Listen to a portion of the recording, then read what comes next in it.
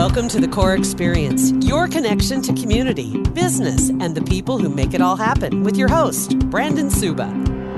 Well, hello, everybody. This is going to be a long I think that was the best opening ever. It wasn't a minute. Hey, everybody. Welcome to the Core Experience, probably the best entrance we've had yet on the show, and it doesn't shock me. Heads up, this is going to be a really fun show because my guest, Heather, today, it works at Core. I do work there. And we'll talk more about that in a minute here. But Heather worked with my wife in the banking world way back in the day.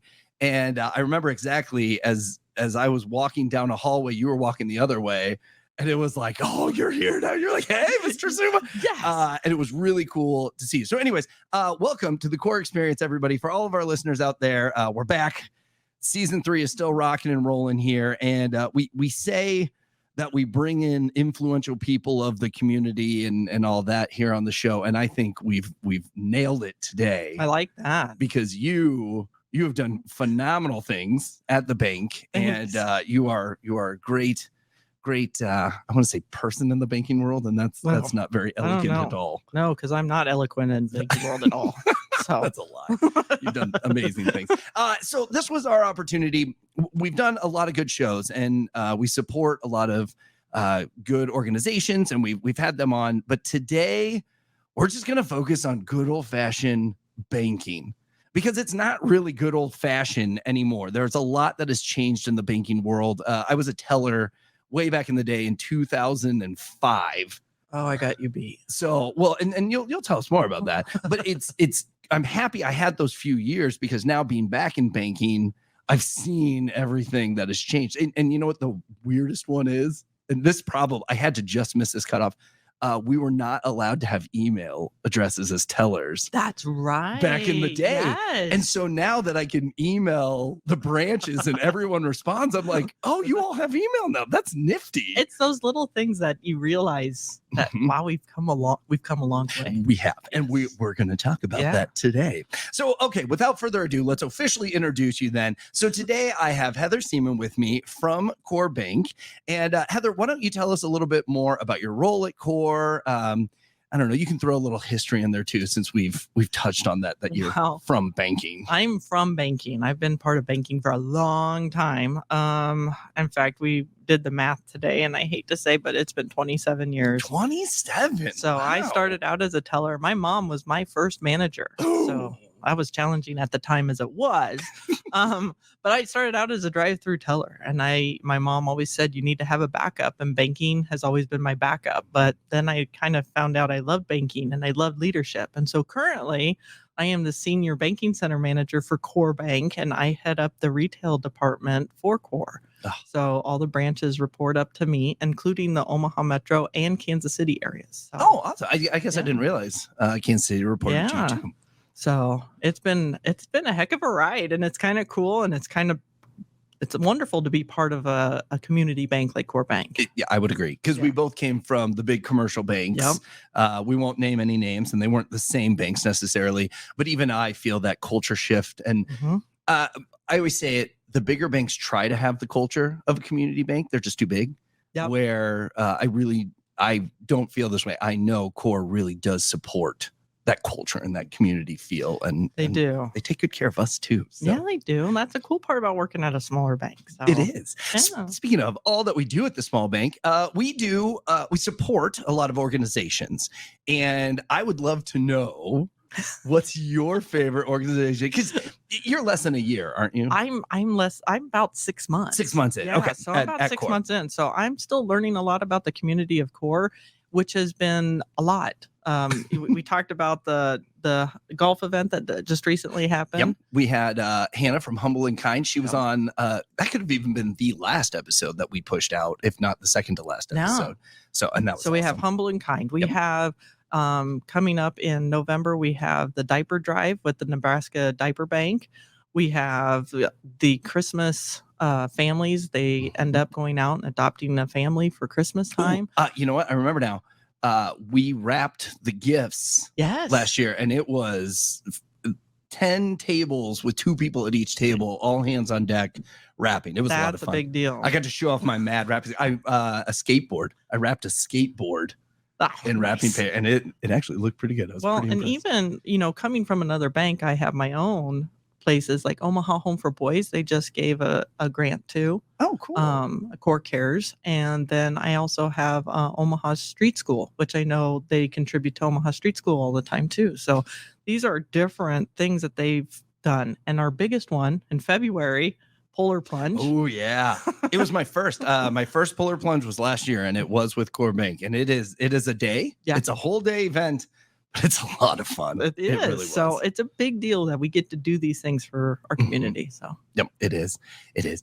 So I said we're going to focus this podcast on just the traditional banking. So tell us a little bit. What does it look like nowadays for? And I work a lot with my clients' children when they first want to open the account and kind of first start getting their bank account going and everything.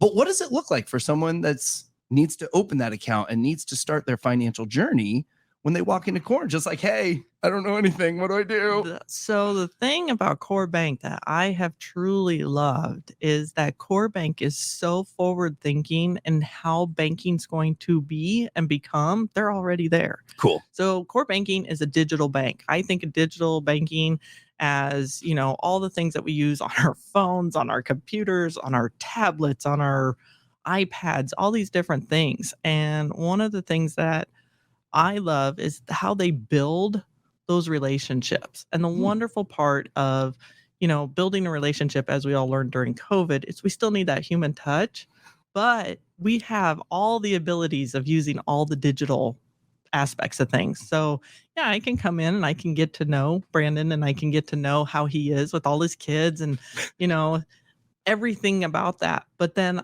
you don't have to sit there while I try and figure out, the different computer systems and going through that and going through all of that. I can send out for DocuSign, or I have, Smart Sign, or we have remote capture, mobile deposit, bill pay. We have online banking. We have everything that you can think of to be successful. And we're there to help back up every single one of those systems and provide that personal touch. So this culmination of both of these things together, that's what makes Core Bank super special. Well, and I love Virtual Center because if you're not in a branch and you call, everything funnels to Virtual Center first, and those that group is a hardworking group. Well, and I love Virtual Center because when you call most banks, they are like, yeah, you can call our phone bank. We don't have a phone bank. We have a virtual center, and our virtual center can do everything. We talked about being a teller way back when, and the worst thing was when the phone would ring. Oh. Right. And now, and the previous bank I was at, you couldn't even get through to a branch, especially during COVID time when all the branches were closed. So I love that when you call, you do actually get someone every time, and they know they can take care of most of your things. But if you do need to get to a branch, they will direct you to them also. And our virtual center, they know our customers so well. I was up there even yesterday, and I heard, "Oh, hi, Mark, how you doing? Oh, hey, how's Hadishi doing today?" And I'm like, they know these people, so they may have not even visually seen these people, but building those relationships have been such a great experience that they're comfortable calling these. So, speaking of the visual, and this piece of machinery was just coming out when I came on. It actually was sitting up on second floor for a long time. Oh, really? Yeah, we well, let me say what it was. So we have ITMs, which is you can integrated teller machine. Oh, I thought it was interactive. Oh, interactive. You're right. I'm sorry. It's not integrative? It's both because it can do everything. Okay, well, I'm bad at acronyms, so just assume mine's wrong. All banks have acronyms. There's so many. There's so many. But yeah, it was on second floor, and what our goal was is they would bring different departments in, and we would try to break it because they wanted to get all the bugs out of it. So that thing sat up there probably about 3-4 months, and we would just circulate. So they would have money that we would deposit in checks and all of that. So it's cool. We got to know the machines too. But tell the viewers, the listeners, which, by the way, if you want to see this, go to Core Bank YouTube, and you can see Heather and I having a great time in the studio. But tell us, what are the advantages to the ITM versus the ATM? The ITM is such a cool aspect to what Core Bank contributes to. So we have a couple locations, our headquarters and our Granite Falls location. A lot of people pull up and they're like, you don't have a drive-through. And that shuts them down right away. What they don't realize is that our ITMs does everything a drive-through does, plus more. So when you pull up, you can pick to talk to virtual center, basically, and they turn around and they can do deposits. They can deposit your check. They can cash your check. They can withdraw money. They can do everything you do through a drive-through. And it is so cool. It's so easy to use. That's the best part. And on top of it all, if you don't have your debit card with you, you don't need it. Oh, you just that's have to right. show your ID, which is such a cool point. So I think that's really great when they do things like that. And that shows that we're trying to make banking as easy as possible for everything. So a lot of I give shout out to Esgar. He's great at Granite Falls. He'll take the customers to the ITM to show them how it works. And that personal service there to show them. There's been people who are like, I didn't know we could do this. I'm going to use this forever now. I'm like, that's great. It's great when you hear those things, because I've always been told my entire banking career that we were going to be replaced by ATMs. Shows you I'm going to be replaced by an ITM, and I'm going to be on the other side of it. Well, I remember even when they started doing just the drive-thrus with the face, with the camera faces, right? And it was still, at that point, it was people in the branch. Now, obviously, we're 180th and Dodge headquarters is who you're dealing with. But even then, people are like, oh gosh, this personal touch is gone and all. And I'm like, no, this is really good, because one person can serve more people this way. Because I don't know if anyone knows this, but you know this, staffing the teller line can be quite a challenge. Quite a challenge, which I get. And so it was just a way to utilize someone's abilities to a greater scale and take care of customers a lot more. Now, what I want to say about the ITM, my favorite part, and you know, everybody loves weird things. I think it's safe to say the two people at the table today can say that. That's a definite. That you put your checks and your money in any way you want, it sorts it, and then it prints your checks on your receipt for your deposit. So that way you have record and can see. Yes, that's important. We have very little error on ITMs. They're able to see everything right away. We have a great deposit ops team that follows up behind there just to make sure everything is done correctly. So there's so many touches to it that, well, it's kind of hard to mess it up. So that's the cool part about it. So well, and I believe the vision is future expansion and having those throughout the Omaha Metro, probably Kansas City, Arizona area too.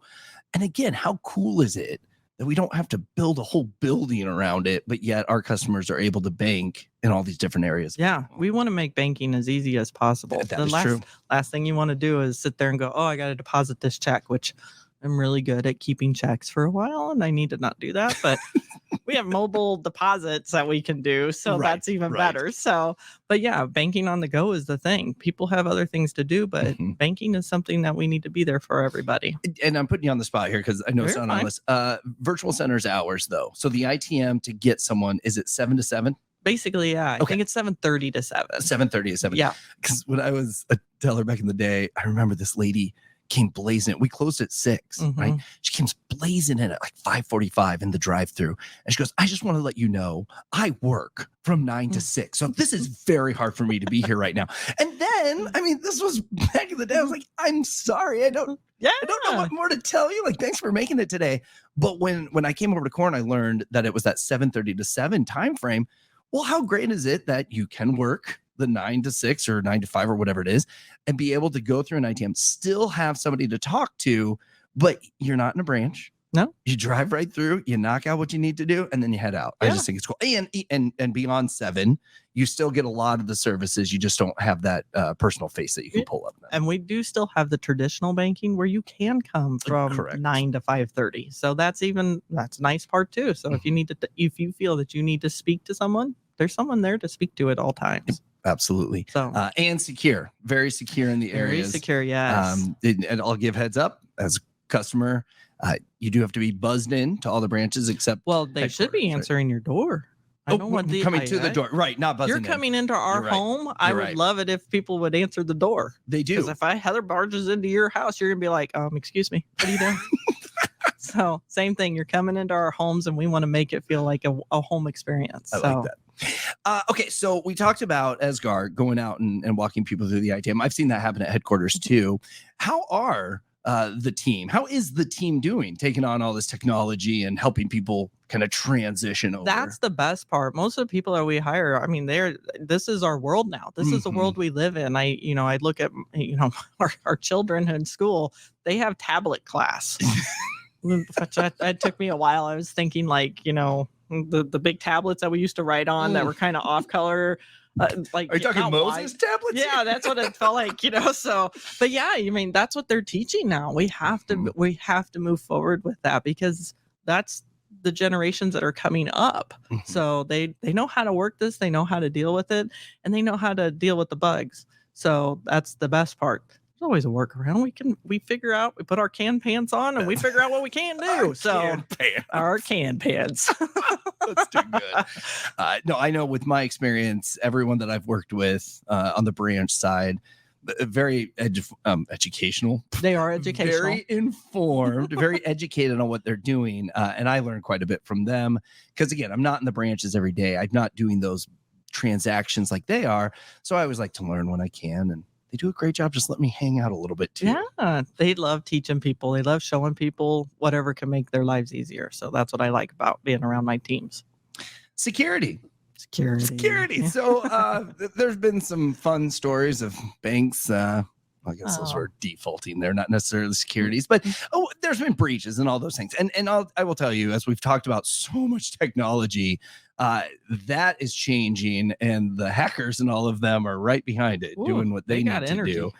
So what do we do at Core? What do we do on those extra security pieces we know? We have true visionaries in our IT department. I appreciate my IT department a lot. They're always forward thinking and trying to stay ahead of things. So I asked them about some things, and I was told security is the first mindset regardless of the platform. So data itself, it has a stringent 3-part process that they go through. They call it a data loss prevention process, a DLP, because we have to have our acronym. Yep. Yeah, so DLP.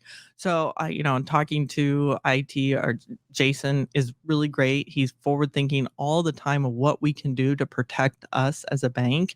And I will say, working at all the banks that I have, I know there are issues out there. I know there's issues with debit cards and online. I don't see that as much here, which is really nice to be, right? Yeah. You don't see that as a bigger issue. So they're doing exactly what they need to, and they're doing an amazing job because of it. So I appreciate that a lot. And just the forward thinking on stopping, things ahead of things. They're always on the look of what they can do better. So I liked, we had our live training for digital security. Yep. And it was really cool because in the past it's been a compliance on the computer, click and do your test. But here they had everybody that is employed through Core. We came and we sat in a live training for the digital security piece, and it's things that we all know, right? But it's just that refresher. And Thad did a phenomenal job keeping it interesting and fun. He had his fun PowerPoint that he put together. But that was and I've been in banking now. There was a little gap in between, but probably about 6 years. And just to hear some of those things that are, again, so simple, but that easy reminder, and to have everybody go through it at the bank, I think that shows that next level of security. Also, no matter who you're working with at the bank, they've got that knowledge to send something securely if it has your account number on it. Don't click on the thing. You click on something you think it's innocent to click on, and it gets you spiraled out of control real quick. Real quick. And we don't, and I think our stats were even really good with the phishing scams and everything. Yeah. Like we just really don't have people clicking on stuff because we take the time to educate. Even yesterday, I got a weird email and I was like, what is this? I don't know this. And I heard from behind me, one of my experienced experts, they're like, hover over the email address. If it comes up something weird, don't click on anything. Right there, we knew they get it. They understood right there. I was like, oh, you listened. This is awesome. You know what I got yesterday, and this is not bank related, but it was a text message, weird phone number, not even a 402 area code, and it said, "Are you home yet?" And I'm like, Listen, I've had a lot of training on this, but I would pray your average human being would just be like, I'm not touching this. Yeah, Because I'm out. some of those, if you just even respond, then you can have some issues with it. That's exactly right. But I think it was my core training that stopped me There we go. from See? telling it. Plus, They but then I train did. well. But then I did have that. What if I get home and they text me like, I can see that you're home? I'm like, well, now we have a whole new set of issues. That's awesome. Didn't happen. I'm safe. I'm safe. That's great. So what's the future of digital banking? Oh, there's so much ahead of us. I see, continued growth in how we're handling our mobile banking, how we're handling remote deposits for our businesses. We're going to be seeing a lot of stuff that they could do at their business. So that way they're not sending somebody to the bank, which is a huge. So we have something called RDC, remote deposit capture.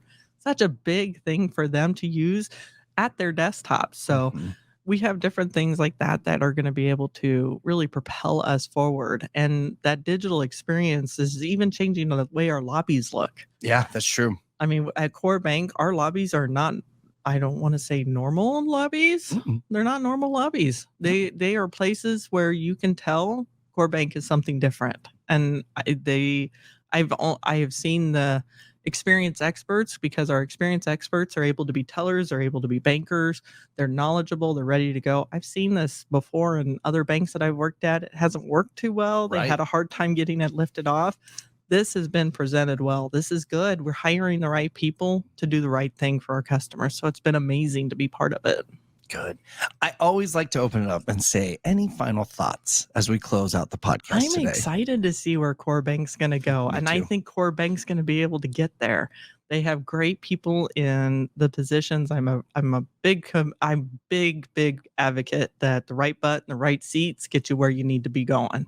So we have a lot of people who are great pilots. We have great leadership team who have opened up a lot of communication.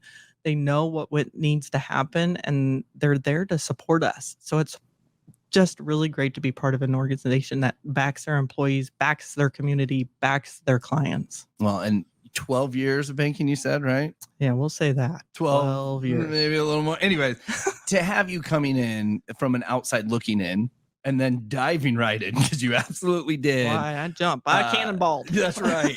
I think what you just said has a little more weight to it than, just somebody that's been there their whole lives. And, well, of course, we're doing good things. And those people are important, too. But like I said, you have different bank experiences, as do I. And I would wholeheartedly agree what you said. Yeah. I see the difference. I see the culture executed daily. Yes. And I don't think a lot of banks can truly say that. I agree with you completely. I see people living this, being at and being at the core of everything. So, I like what you did there. See what I put down? Well, for more interest. We didn't even touch on your ghost hunting. I feel like we should just throw this in. So something you may not know about Heather. Well, you probably don't, because I didn't until a few months. But you're a ghost explorer. Explorer. Okay, I am a ghost explorer. Okay. Give me the Cliff Note quick 5-second penny tour. I think they call it. So we got together during COVID, me and a couple of my friends, and we were like, yeah, we have to social distance. Ghosts can't get COVID, so let's go find some. So we have been all over, call ourselves Negative Imbalance, but we've been all over in Kansas, Missouri, Iowa, and, Nebraska too. Right. And we have found every place we go, we find something. That's so cool. We have had run-ins, we've had voices, we've had, the all forgotten orb. Yeah. Don't get that started. People get upset about the orb situation. Really? Yeah. That's a controversial it's a big topic, thing, man. huh? So, but yeah. So that is cool. I think that's a very unique, cool thing that not a lot of people have as something no one knows about them. So I'm glad I do know. and I love your stories. For more information on the Core Experience podcast, go to corebank.com/podcast, or you can always email us at coreexperience@corebank.com if there is a topic or even someone you'd like to have here on the show to hear a little bit more about maybe their organization or what they are doing in the community. So Heather, thank you again for your time today. Thanks. And for all of our listeners, I look forward to talking to you on a future podcast. Thank you for listening to The Core Experience, your connection to community, business, and the people who make it all happen. For more details, go to corebank.com/podcast or email coreexperience@corebank.com. Brought to you by Core Bank, member FDIC. Core Bank is an equal housing lender.